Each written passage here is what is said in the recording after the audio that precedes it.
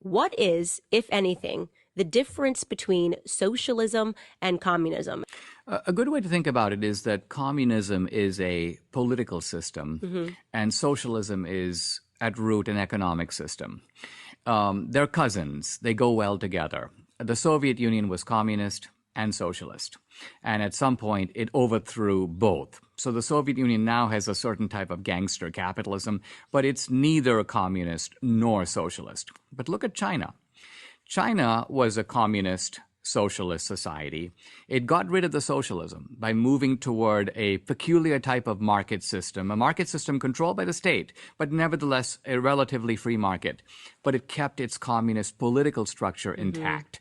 So no democracy, no free elections, controlling the lives of the people, but they can work, they can become millionaires, they can make products, they can gain money. So China is a really good example of the way of preserving communism while jettisoning socialism. Well, the Chinese they're kind of offering their citizens a bargain, which is that you've been poor, desperately starving peasants for millennia. We're going to basically fill your stomach, and we don't want you to say one word about your rights because we're giving you something you've never had before. And they're trying to keep the Chinese content with that bargain. And that's the question. Turning to coronavirus for a second, the left needs today the politics of fear. This is kind of why they try to whip us into a frenzy all the time.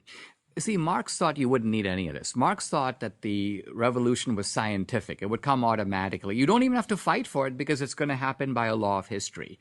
But nowhere did the workers revolt against the capitalist class, not in Marx's time and not to this day anywhere in the world.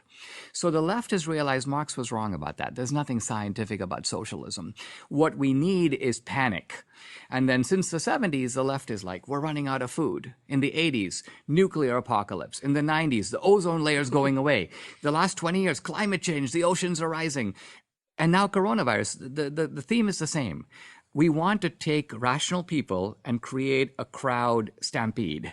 So because crowds behave differently than rational individuals in the crowd. If you can get people to think that their lives are in danger and they have to run, then they behave in ways, they do things, they submit to irrationality, and the left thrives.